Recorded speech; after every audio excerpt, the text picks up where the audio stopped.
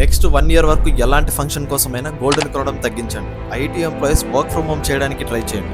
Foreign trips avoid చేయమని, అలాగే fuel వాడకాన్ని తగ్గించమని మోడీ గారు రీసెంట్గా హైదరాబాద్లో చెప్పారు. ఆయన మాటల వెనుక ఉన్న అసలు నిజం క్లియర్గా చెప్తాను, వీడియో సేవ్ చేసి పెట్టుకోండి. బేసిక్గా ఇండియా 85% క్రూడ్ ఆయిల్ని, 80-90% గోల్డ్ అని, 50-60% కుకింగ్ ఆయిల్ని వేరే దేశాల నుంచి మన రూపీ ఇచ్చి డాలర్తో కొని ఇంపోర్ట్ చేసుకుంటుంది. రీసెంట్గా ఇరాన్, ఇజ్రాయెల్, యుఎస్ల మధ్య వార్ వల్ల క్రూడ్ ఆయిల్ రేట్స్ భారీగా పెరిగాయి. అలాగే మనం గోల్డ్ని కొనడం కూడా ఆపట్లేదు.